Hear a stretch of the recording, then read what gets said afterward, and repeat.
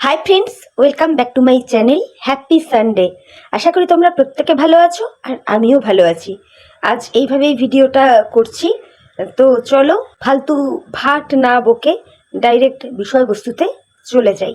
আমি বেশ খানিকক্ষণ আগে ঝাল মিষ্টি দিদির একটা ভিডিও দেখলাম, আর ভিডিওটা দেখে যতটা যা বুঝলাম, উনি ওনার ভাই মানে মিত্রবাবুকে নিয়েই উনি যা বলার আর কি বললেন। উনিও ওনার যে কষ্ট হয়েছে মিত্রবাবুর ভিডিওটা দেখে সেটা পরিষ্কার বোঝা গেল, যার জন্য আমাদের ঝালমিষ্টি দিদির চোখ থেকে জল পর্যন্ত পড়ে গেল। খারাপ লাগলো দেখে, সিরিয়াসলি খারাপ লাগলো।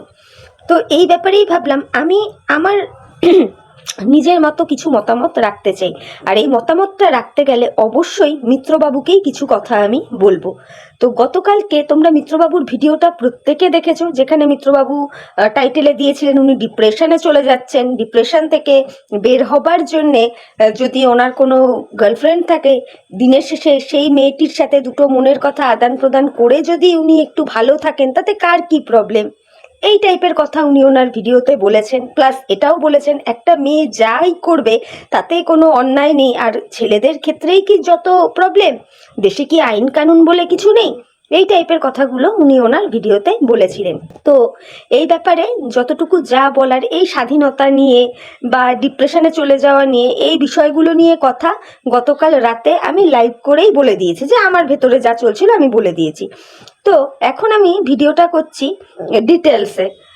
মিত্রবাবু ভিডিওটা দেখে আমি যা বুঝলাম, সত্যিই উনি ওনাকে যে সমস্ত দিদিরা এত সাপোর্ট করত বা এত ভালোবাসতো, সরি ভুল বললাম, সাপোর্ট করে এবং ভালোবাসে, রিপিটেডলি বলছি, এখনও মিত্রবাবুর যে সমস্ত দিদিরা মিত্রবাবুকে ভীষণ ভালোবাসে এবং সাপোর্ট করে, মিত্রবাবু নিজে না তাদের কথা সত্যি বুঝতে পারেন না, সত্যিই বুঝতে পারেন না যে তার দিদিরা এতদিন ধরে কি চেয়েছে।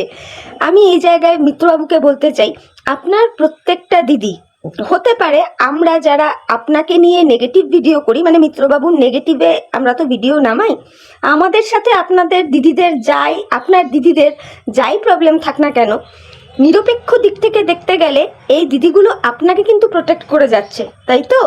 আপনাকে কিন্তু প্রোটেক্ট করে যাচ্ছে। আপনি নিজে বলেছেন যে আপনি গাড্ডায় পড়ে গিয়েছিলেন, সেই জায়গা থেকে তুলে দাঁড় করিয়েছে কে না, জাস্ট ম্যাডাম দিদি। আপনি যাকে পাতানো দিদি আর কি করেছেন, নিজের একেবারে দিদির জায়গাটা দিয়েছেন। বুঝতে পেরেছেন আমি কি বলতে চাইছি? তো সেই জায়গায় আপনি যদি দিদিদের মনের কথা, দিদিরা কি বোঝাতে চাইছে, সেই বিষয়গুলো না বোঝেন, না বুঝে আনতাবড়ি ভিডিও করতে বসেন, তখন তো দিদিদের স্বাভাবিক ব্যাপার, কষ্ট তো হবেই, যেটা আজকে এই ঝালমিষ্টি দিদির কথা থেকে বুঝতে পারলাম। দেখুন মিত্রবাবু, আপনার প্রত্যেকটা দিদি চেয়েছে যে আপনিও স্বাধীনভাবে থাকুন, অবশ্যই, কেন থাকবেন না। আজকে আপনার মিসেস, সে একটা পরকিয়া করে বাপের বাড়ি চলে গেছে, সে তার মতো সুখে আছে। আপনার দিদিদের কথা অনুযায়ী বলছি, সুখে যদি সে থাকতে পারে তাহলে আপনি কেন থাকতে পারবেন না? তবে আপনার ফার্স্ট প্রায়োরিটি হওয়া উচিত আপনার ওই ছোট্ট বাচ্চাটা, আপনার সেকেন্ড প্রায়োরিটি হওয়া উচিত আপনার মা বাবা, আপনার সংসারটা। এটাই আপনার আদরের দিদিরা যারা এতদিন আপনাকে প্রোটেক্ট করে রেখেছে, ঠিক আছে, তাদের এটাই ছিল মূল মোটিভ। তো এই ক্ষেত্রে তো বলবো ওনারা আপনাকে ভালো সাজেশনই দিয়েছিল। আপনি নিজেই আপনার ভিডিওতে বললেন আপনার মা নানান রকমের প্রবলেম আছে, শারীরিক প্রবলেম, যেটা আমরা প্রত্যেকেই জানি যে আপনার মার সুগারের প্রবলেম আছে, একটা বয়সও হয়েছে, সত্যি উনি আর এত কাজ করে পেরে ওঠেন না। তো আপনি এত বড় একজন ব্লগার, চাইলে কি একজন হেল্পার রাখতে পারেননি? এটাই তো ছিল আপনার দিদিদের কথা, যে আপনি আপনার মায়েরকে হেল্প করবে এমন কোনো হেল্পার একজনকে রেখে দিন, পরিচারিকা রেখে দিন, যে কিনা আপনার মাকে হেল্প করতে পারে। আপনি নিজে বললেন আপনার বাবার প্রচুর কাজকর্ম থাকে, শরীর চর্চা করতে হয়, তাহলে মেসমশাইয়েরও তো একটা বয়স হচ্ছে, তাই না? এইবার শেষে এসে আপনি বললেন যে লোকে বলে আপনি নাকি কোনো কাজকর্মই করেন না, মানে অথচ আপনি জানেন যে আপনার নাওয়া খাওয়ার সময় হয় না। সেই জায়গাতেও এই আপনার দিদিরাই যারা আপনাকে প্রোটেক্ট করতো, এই দিদিরা কিন্তু গলা ফাটিয়ে ফাটিয়ে বলেছে যে আপনি একজন বড় ব্লগার, আপনি ব্লগিং করে যে ইনকামটা করেন না, আচ্ছা খাসা সরকারি চাকরিরত মানুষজনও হয়তো সেটা করেন। আজকে তারা আপনাকে ভালোবেসেছে, সাপোর্ট করেছে বলেই তো আপনার হয়ে মানে কথাগুলো বলেছিল, বলুন। তাই না? তাহলে আপনারও তো উচিত ছিল দিদিদের ভিডিওগুলো বোঝা, বা দিদিরা কি বলতে চাইছে সেই জিনিসটা বুঝে চলা, তাই নয় কি? বলুন, এটা তো আপনারও বোঝা উচিত ছিল। তারপরে দেখুন, আপনার দিদিদের আরো একটা মানে মতামত ছিল আপনার মানে দিকে, সেটা হলো গিয়ে যে ওইদিকে টিনু রানী মানে আপনার ওয়াইফ যেমন সে চলে গেছে, সে নতুনভাবে নিজের লাইফটাকে সাজিয়ে গুছিয়ে নিচ্ছে, সে তো এইগুলো করেইছে, যার জন্য লোকের কাছে সে নানান রকম কথা শুনছে। সে যদি মানে তিল করে, এটা আমি আমার ভিউয়ার্সদের বলছি, আমাদের টিনু রানী যদি তিল করে দর্শকদের সামনে সেটা প্রেজেন্ট হয়েছে তাল হিসেবে, সেটা তো গেলই একটা দিক। সেই জায়গাটা থেকে প্রোটেক্ট করার জন্যে আপনার প্রত্যেকটা দিদি, মিত্রবাবু এটা কিন্তু আপনাকে বুঝতে হবে, প্রত্যেকটা দিদি আপনাকে উদয়াস্ত বলে গেছে, ভিডিওর মারফতে ডাইরেক্ট হোক ইনডাইরেক্ট হোক যেইভাবে হোক বুঝিয়ে গেছে, বলে গেছে যে তুমিও যা করবে করো, কিন্তু এত তাড়াহুড়ো করো না, তাড়াহুড়োর মাথায় কোনো সিদ্ধান্ত নিও না। এখানে আপনার সাথে টিনু রানীর আর কি ফারাক থাকলো বলুন? টিনু রানী যা করেছে সে না হয় বাড়ির বাইরে গিয়ে করেছে, আর আপনি যা করছেন সেটা বাড়ির ভেতরে বসে করছেন, ব্যাপারটা তো একই হলো। টিনু রানী আজকে যদি কুমাতা হয়, তাহলে আপনি তো একজন ভালো বাবা, সেই জায়গাটা আপনি নিজে প্রুফ করে দেখান। আপনি বলছেন কি আপনি ডিপ্রেশনে চলে যাচ্ছেন, ডিপ্রেশনে থেকে বের হওয়ার জন্য আপনি কি বলছেন যে না, যদি কোনো একজন বান্ধবী থাকে তার সাথে দিনের শেষে গিয়ে যদি আমি দু চারটা মনের কথা শেয়ার করি, সেটা কি খুব বড় অপরাধের? কোনো দিদিরা সেই কথাটা বলেনি আপনাকে, মানে আপনাকে যারা সাপোর্ট করে, আপনার সাপোর্টে যেই সমস্ত দিদিরা কথা বলে, কেউ বলেনি মিত্রবাবু। তারা বলেছে রয়ে শোয়ে করতে, এত ইমার্জেন্সি কেন, এত তাড়াহুড়ো কেন?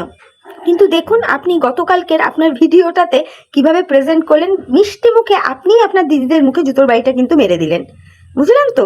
এটাই হচ্ছে ব্যাপার। কিন্তু একটা কথা বলবো মিত্রবাবু, আপনার ভিডিও তো আমি দেখি, কোনো অংশ দিয়ে দেখি কিন্তু বোঝা যায়নি যে আপনি ডিপ্রেশনে আছেন। কোন দিক দিয়ে ডিপ্রেশনে আছেন বলুন তো?